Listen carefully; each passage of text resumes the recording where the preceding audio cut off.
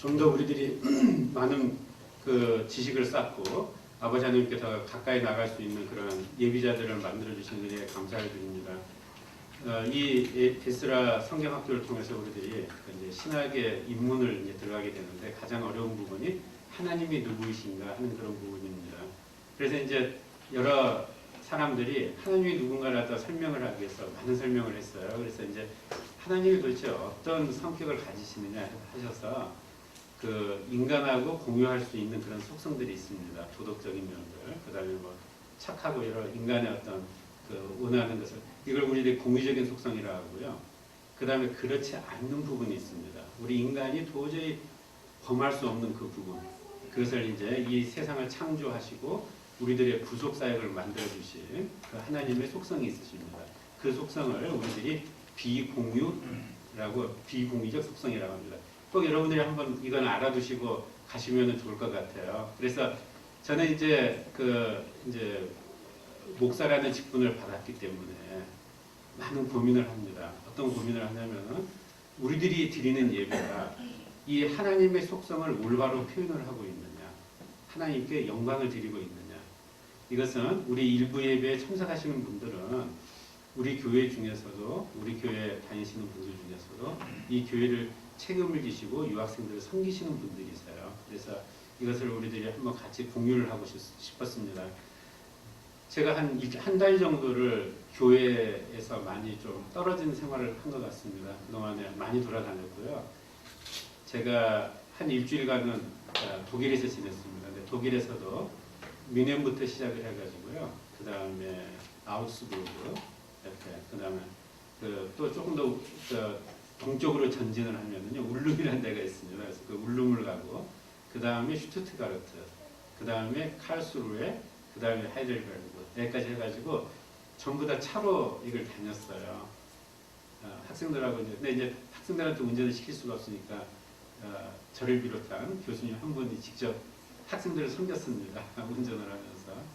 그 다음에 이제 이게 한국에 와서도 또 우리 학생들 위해서 교육 프로그램을 만들어서 포항하고 천안하고 이렇게 다녔고요. 그 다음에 그 프로그램이 끝난 다음에 8월 24일부터 어제까지 제가 이제 이건 이제 제 약간의 개인적인 일도 있었고요. 그래서 미국에 있었었는데 그 샌프란시스코를 통해서 로스앤젤레스, 샌디에고까지 제가 다녀왔는데 역시 이것도 일부는 비행기로 했지만 이것도 차로 했습니다. 그래서 제가 많이 돌아다녔어요. 그러면서 제가 느낀 게 뭐냐, 어느 곳을 가든지 하나님의 숨결을 제가 느꼈습니다. 하나님의 숨결을 느끼고 모든 데서 하나님과 하나님에 대해서 그 생각을 하고 하는 그러한 삶의 흔적들을 제가 많이 볼 수가 있었어요. 그래서 오늘은 우리 하나님의 그 비공유적인 특성, 이 세상을 창조하시고 우리들이 인간이 할 수 없는 이 인간의 구속 사역을 위해서 예배해 주신 하나님께 찬양을 하는 그런 찬송을 드렸으면 하는 게 제 마음입니다. 그래서 우리들이 이 찬송 한 절을 같이 부르고 제 말씀을 시작하겠습니다. 찬송가 67장입니다.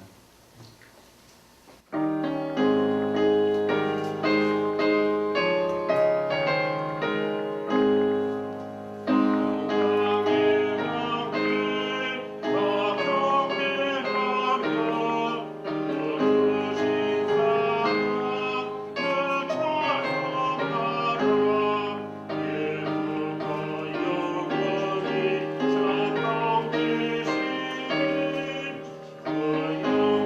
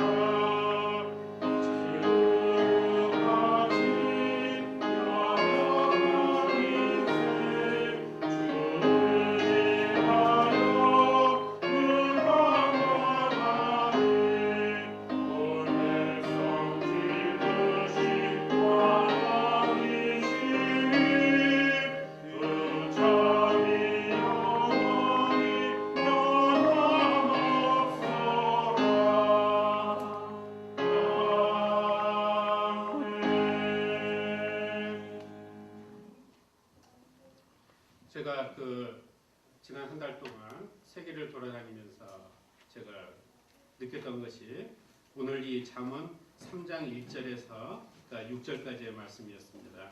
이 잠언 3장 1절 이 잠언은 사실 약간은 하나님께서 남성에게 좀 페이버를 주신 것 같아요. 왜냐하면 아들에게 주는 교훈들이 많거든요. 그런데 사실은 이것은 하나님으로부터 택하심을 받은 자녀들에게 주시는 말씀이라고 들으시면 좋을 것 같습니다. 내 자녀야, 나의 법을 잊어버리지 말고 내 마음으로 나의 명령을 지키라. 그리하면 그것이 내가 장수하여 많은 해를 누리고 평강을 더하게 하리라. 자, 처음부터 하나님의 법을 지키라고 직설적으로 우리들에게 말씀을 하십니다. 그러시면서 거기서 나오는 여러 가지의 유익에 대한 것들을 이게 말씀을 해주고 계십니다. 그러면은 장수하며 평강을 더하게 한다. 여러분들은 이 구절을 읽으시면서 우리들이 연말 때 이제 여러 건배를 하게 되잖아요. 그래서 이제 그 건배를 할 때 어떤 나이 드신 분들이 이런 건배사들을 많이 쓰시더라고요. 9988-234. 혹시 이런 건배사 들어보셨어요? 못 들어보셨나요? 99세까지 평안하게 살다가 그 다음에 2, 3일 조금 아프고 그 다음에 이제 죽자. 이게 9988-234. 팔팔하게 살다가. 그러니까 하나님께서 이미 이 잠언 3장 1절부터 2절 말씀까지 이걸 딱 주고 계시는 거예요. 어떻게 하면 그렇게 된다고요? 하나님의 법을 내 마음에 담고 있으며. 자, 그 다음에 3절을 보시게 되면은 인자와 진리가 내게서 떠나지 말게 하고 그것을 내 목에 매며 네 마음판에 새기라. 여기서 이제 인자라고 하게 되면은 우리들이 이제 보통 예수 그리스도를 인자로 표현을 하잖아요. 근데 여기서는 이제 그 인자가 그런 인자가 아니고 인자하다 할 때의 인자입니다. 그래서 그 인자함과, 그러니까 여기서 이제 NIV에서는 킹 제임스에서는 몰시라는 단어를 이제 우리들 여기 인자라고 번역을 했는데 그것을 NIV에서는 love라고 표현을 했습니다.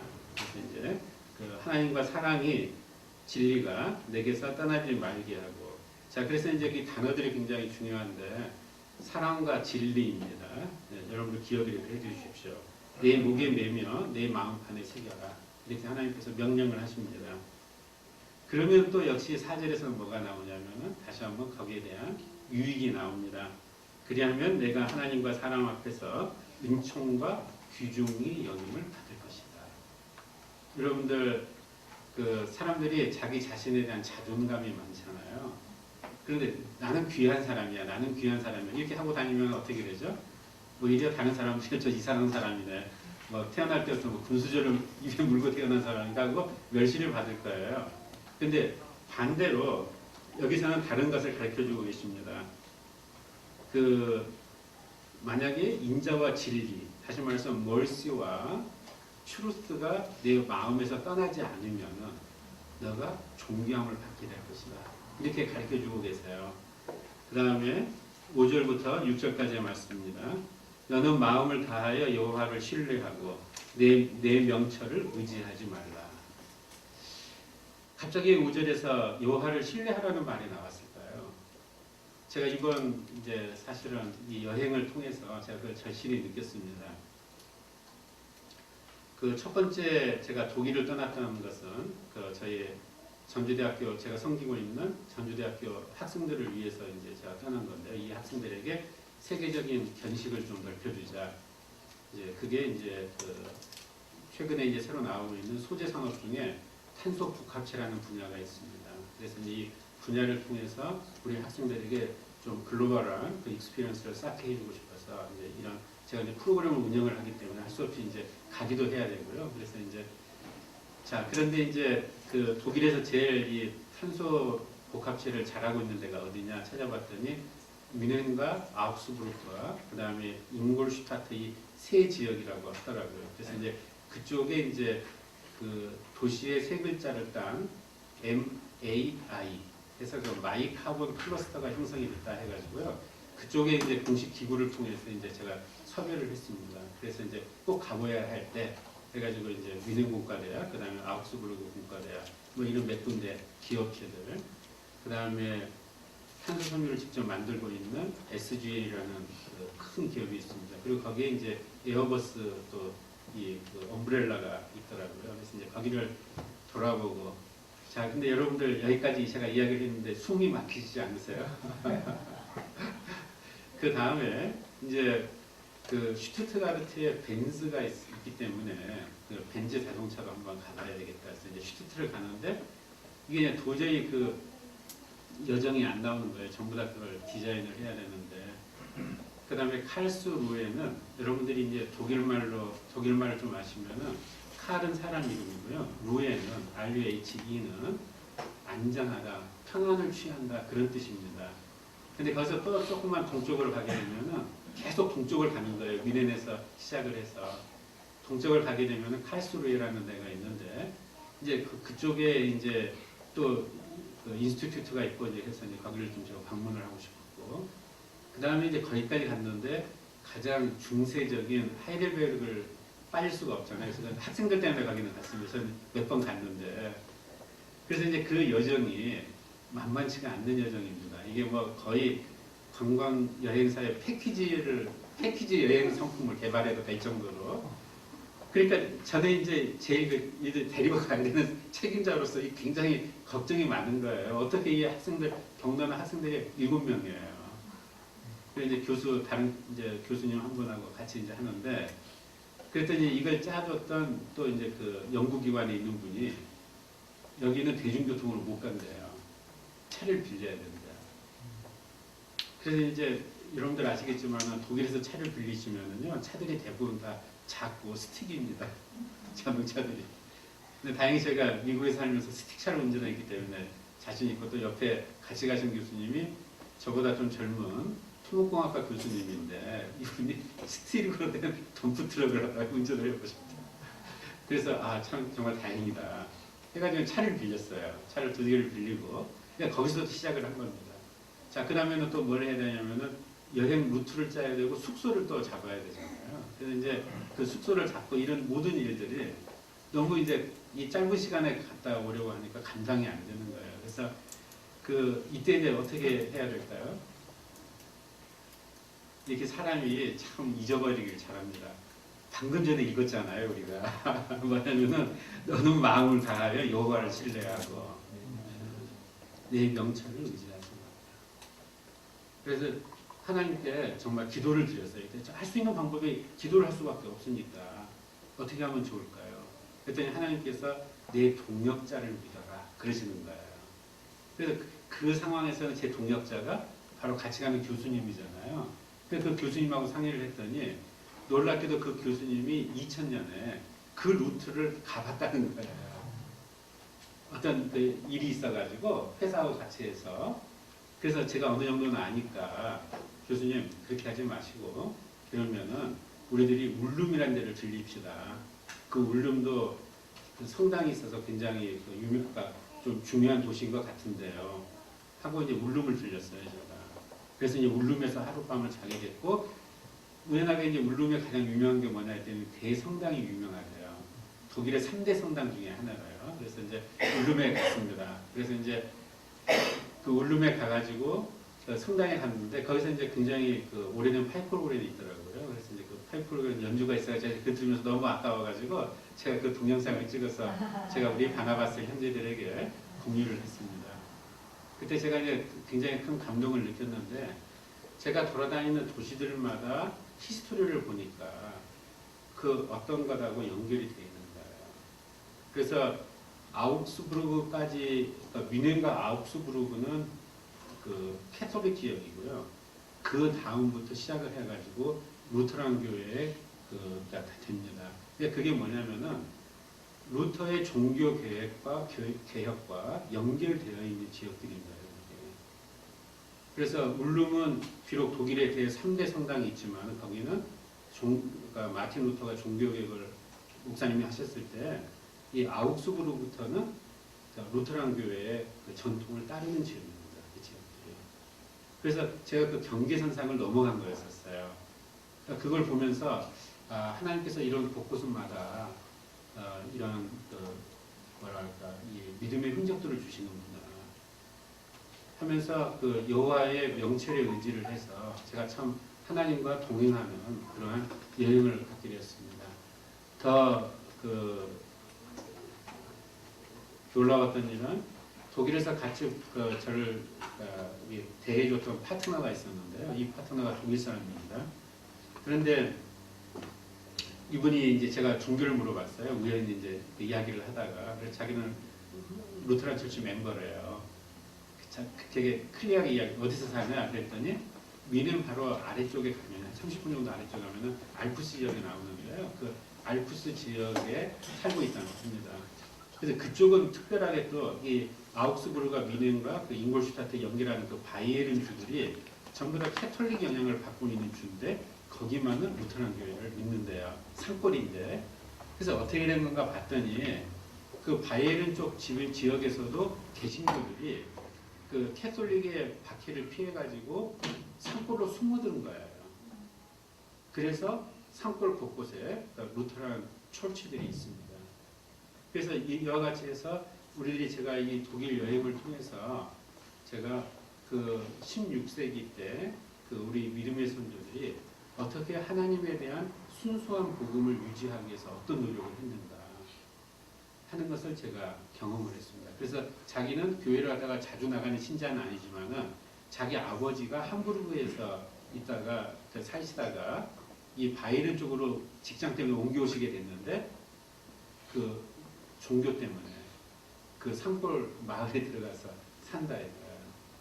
그래서 제가 참 그런 걸 보면서 우리들이 통상적으로 유럽을 가서 보고 그러면은 그냥 이렇게 어떤 건물이라든지 이런 것만 보고 오지 않습니까? 근데 그 내면을 들여다보면 그 안에 어디서든지 끊임없이 하나님을 올바로 믿기 위해서 살아가려고 하는 인간의 노력이 있었구나. 이런 것을 제가 아주 절실하게 느끼고 왔습니다.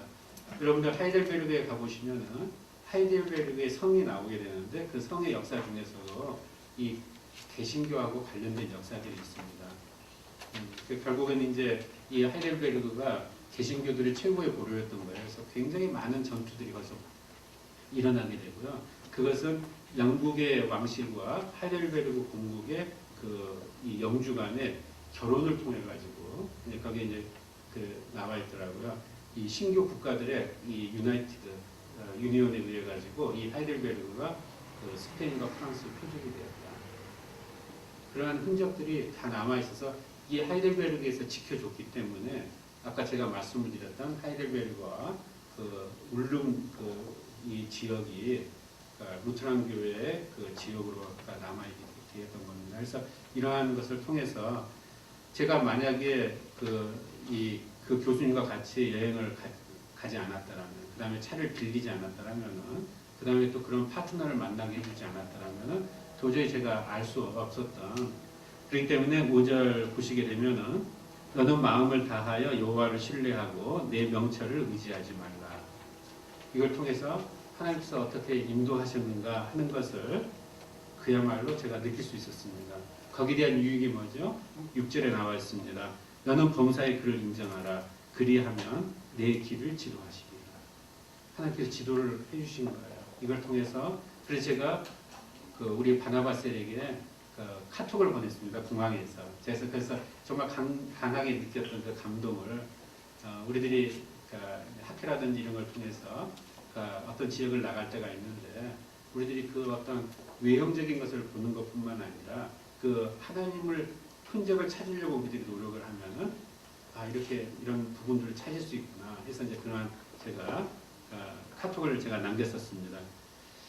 자, 여기까지가 구약의 말씀입니다. 그런데 우리들이 이 잠언의 말씀을 우리들이 보게 되면은 여러분들 그냥 공자님 말씀이나 맹자님 말씀 듣는 것하고 거의 비슷하지 않나요? 그런데 재미있게도 이 잠언의 저자는 1장 6절을 보시게 되면은 5절부터 제가 읽겠습니다. 이 잠언을 기록한 이유를 갖다가 말씀해 주고 계십니다. 자, 5절 제가 읽겠습니다. 1장 5절입니다. 지혜 있는 자는 듣고 학식이 더할 것이요 명철한 자는 지략을 얻을 것이다 하셨어요. 그래서 저는 너무 엄숙하게 들으셔서 제가 좀 제 자랑을 하면서 좀 여러분들을 좀 밝은 표정을 제가 만들어 드리고 싶은데, 저는 하나님으로부터 지략을 얻었잖아요. 그러니까 역으로 따지면 어떻게 되죠? 저는 명철한 자인 거예요. 그래도 안 웃으시네요. 자, 그런데 6절 말씀이 대단히 재밌습니다. 6절 말씀이 뭐냐면은 잠언과 비유와 지혜 있는 자의 말과 그 오묘한 말을 깨달아라 이렇게 돼 있어요. 그러니까 여러분들 혹시 이 오묘한 말을 갖다가 제가 이제 영어에서는 뭐라고 표시를 했을까 했더니 리들이에요. 리들. 여러분들 리들이 뭐죠? 수수께끼예요. 근데 여러분들 이 안에서 수수께끼를 찾으셨나요? 그 오묘한 말을 찾으셨나요?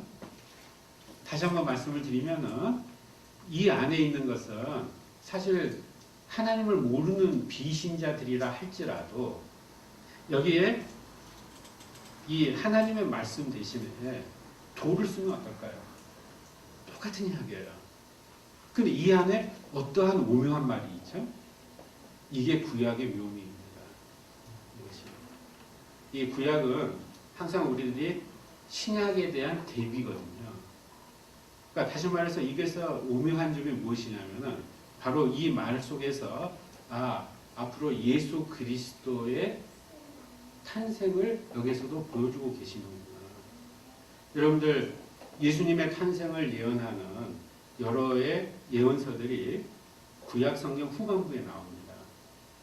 대표적인 것이 이사야서죠.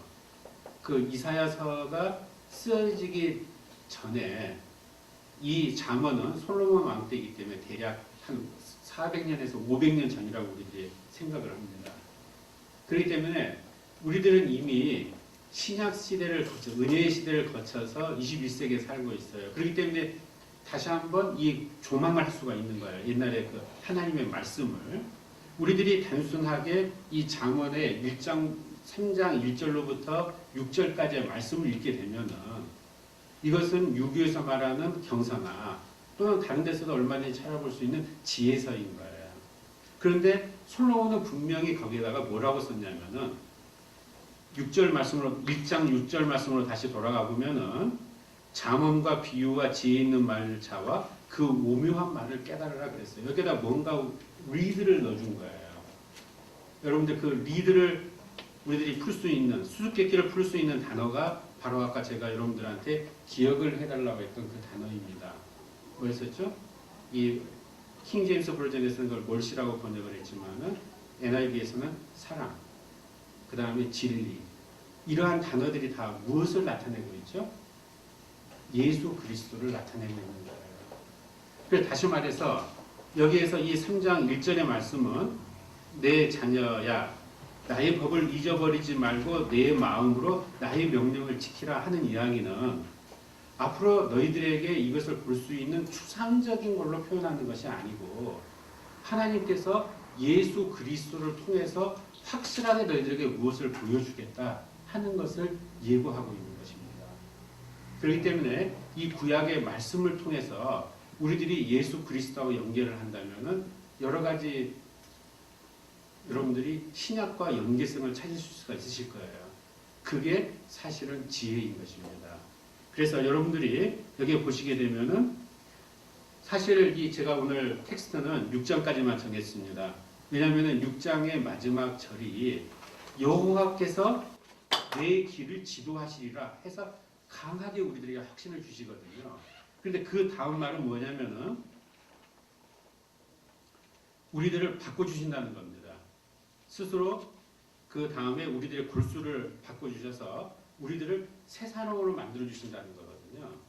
그렇기 때문에 이러한 구약의 말씀이 신약에 나와서 그것이 우리들에게 말씀이 육신화가 되었습니다. 이 말씀이 그것이 예수 그리스도의 말씀입니다. 그래서 그것이 우리들이 잘 알고 있는 갈라디아서 2장 20절 말씀으로 연결이 됩니다. 한번 여러분들께서 갈라디아서를 한번 찾아보시면 좋겠습니다. 갈라디아서 2장 20절 말씀. 제가 가지고 있는 성경 304페이지에 있습니다. 같이 한번 우리 읽도록 하겠습니다.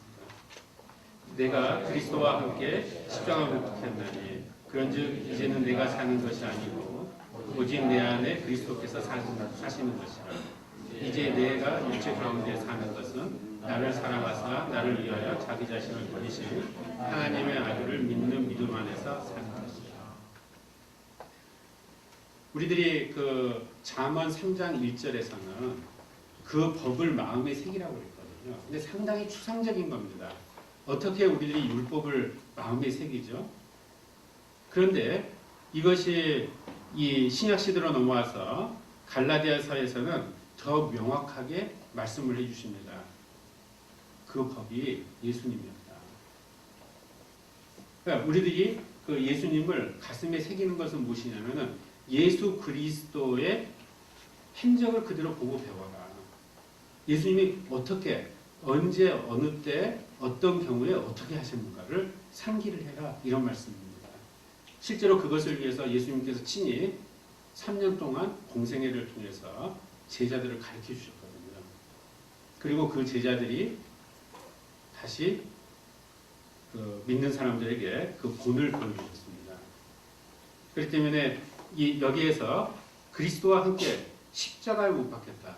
이것은 우리 믿는 사람들이 그리스도를 하고 같이 동행한다는 것을 가장 강하게 표현할 수 있는 그런 표현이죠. 그리스도와 함께 죽었어요, 십자가에서. 우리 이전의 육신은. 근데 이제부터는 어떻게 되는 거냐? 그 다음부터는 누가 사는 거죠? 그리스도께서 내 대신을 사시는 거예요. 그러한 놀라운 오묘한 진리를 이 구약과 신약을 통해서 이 선포해 주시는 하나님을 찬양합니다. 우리 일부 예배에 참석하고 계시는 우리 성균관대 ISC SKKU의 그 교우들은, 신도들은 이러한 하나님의 오묘한 진리를 깨닫는 그러한 귀한 성도들이 되기를 축원을 드립니다. 그래서 이제 우리들의 그 삶이 자기 자신을 부르신 하나님의 아들을 믿는 믿음 안에서 사는 것이다. 이것이 신약에서는 우리들에게 명확하게 보여주고 계시는 거고, 바로 그러한 삶을 살기 위해서 우리들이 이 교회에 모였습니다. 여러분들께서 그렇다면 우리들이 이제 아직은 인간의 육신을 가지고 있잖아요. 그러니까 하나님한테 뭐 질문하실 거 없으세요? 마땅히 이 질문이 나와야 되잖아요. 그러면은 그렇게 앞으로 이제 저희들이 죽고 그리스도와 함께 되면 어떻게 되나요? 그걸 몸소 예수님께서 보여주신 거예요. 부활이라는 과정을 통해서 너희들이 영생을 얻게 될 것이다. 그러시면서 아주 강렬한 표현으로 이걸 우리들에게 주신 겁니다. 뭐였죠? 새하늘과 새 땅이 되면은 거기 가서는 일단 이사야서에 나와서 예배해 주신 말씀처럼, 이사야서 65장 말씀처럼, 또 요한계시록 21장 말씀처럼, 그래서 우리들이 새 삶을 살게 될 텐데, 뭐라고 하시냐면 영원 동안 왕노릇 한대요. 그래서 이제 역시 이것도 믿음의 단계가 있습니다. 그래서 그래, 이 땅에서는 나를 잘 알아주는 사람도 없고 하고 싶은 일도 많았는데 다 못했고, 야 빨리 그러면 그 다음 세상 가야 되겠다. 왕으로 약속을 잊으셨으니까. 그런데 여기서 조금만 여러분들이 한 단계 더 나가시면은 이제 이걸 생각하시지 않겠어요? 자, 저도 왕이고 여러분도 다 왕입니다. 근데 인간적으로 서로 싸움해 버리면 어떻게 그렇죠? 이게 이제 문제가 되는 거예요. 이게 유럽의 역사입니다. 조그만 나라들의 왕들이 서로 싸워가지고 이렇게 하고, 이 유럽의 역사예요. 어떻게 하면 싸움을 피할 수가 있을까요? 싸움을 피할 수 있는 방법. 피할 수 있는 방법이 뭐냐면은 우리들이 다 왕이 되지 말고요, 종이 되는 거예요. 역으로. 종이 되게 되면 우리들이 주장할 게 없거든요.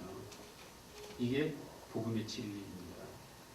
이것이 갈라디아서 2장 20절에 나와 있는 말씀처럼 이제는 내가 사는 것이 아니요 오직 내 안에 그리스도께서 사시는 것이라. 자, 그리스도의 삶이 없었었죠. 예수님의 삶이. 이 땅에 메시아로 오셨어요. 그래서 사람들이 메시아로 예수님을 받들었습니다. 그래서 종료주일에 새끼나귀를 준비를 하고 그 위에 예수 그리스도를 앉히고 그 다음에 예루살렘으로 왕으로서 입성을 시키셨어요. 그런데 그래서 마땅히 사람들이 이제부터는 하나님의 나라를 선포를 하고 내가 이 세상을 구원하러 왔다 나를 따라라 이렇게 하실 줄 알았었는데 4일 만에 그게 역전이 된 겁니다. 가장 초라한 모습으로. 그렇기 때문에 제자들이 바로 그 앞으로 일어날 혁명에 대비해서 베드로가 무장을 한 거예요. 칼을 찬 거예요. 그런데 갑자기 그것이 곤두박질한 거예요. 예수 그리스도를 따르던 제자들이 얼마나 허탈했겠어요. 이제는 드디어 우리들이 한번 활개를 칠 때가 됐구나 해가지고 막 하고 있는데 갑자기 예수님이 가장 연약한 모습으로 가장 초라한 모습으로 십자가에 못 박혀 죽으셨습니다. 그래서 제자들은 뿔뿔이 다 흩어졌어요. 왜? 하나님의 진정한 수수께끼를 몰랐기 때문에. 네, 하나님께서는 그 다음에 놀라운 반전을 준비를 하셨습니다.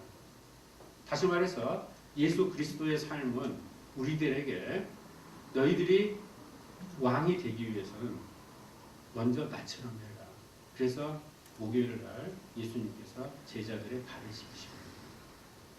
유대인 풍습에 있어서 발을 씻긴다는 것은 굉장히 놀라운 일이에요. 왜냐하면 그것은 종이 하는 일이고 여러분들 유대 땅에서는 뭐 양말이라든지 뭐 구두라든지 그런 걸 신지 않잖아요. 전부 다 맨발에 샌들을 신고 다닙니다. 그러니까 그 발을 씻는다는 것은 굉장히 중요한 의식이고요. 그다음에 그 발을 씻겨주는 것은 사실은 다 하기 싫어하는 일이에요. 근데 친히 예수님께서 발을 씻겨주셨어요. 다시 말해서 왕이 되기 위한 삶을 우리들에게 보여주시는 겁니다. 너희들이 스스로 낮추고 이것이 또 아까 봉독을 하였던 잠언 3장에 나와 있는 말씀하고 연결됩니다. 내 자신을 스스로 귀히 여기지 말아라. 그래서 이것이 이 말씀을 통해서 우리들에게 하나님께 주시는 놀라운 오묘한 섭리인 것입니다. 여러분들은 왕의 길을 택하시겠습니까? 종의 길을 택하시겠습니까? 여기에서 여러분들이 이 세상에서 여러분들께서 그와 같이 예수 그리스도에 매여 있는 종으로서 그 우리들을 훈련을 하게 되면 그때 그러한 훈련을 거쳐서 우리들이 그 다음 부활한 다음의 삶을 통해서 우리들의 삶이 될 때 어떠한 과일들을 우리들이 맺게 될까요? 하나님께서 우리들에게 그걸 요구하고 계십니다. 우리 일부 예배에 참여하시는 우리 성도 여러분, 앞으로 우리들의 삶을 하나님께 내어놓고 이 갈라디아서 2장 20절에 있는 말씀처럼 살기를 원합니다. 이걸 통해서 하나님의 오묘한 진리를 깨닫고 앞으로 우리들이 하나님의 택하신 백성으로서의 그걸 생각을 하시고 그 다음에 우리들의 이 삶이 예수 그리스도와 동행하는 그런 삶이 되는 우리 성도들이 되시기를 여러분들께 축원드립니다. 같이 기도드리겠습니다.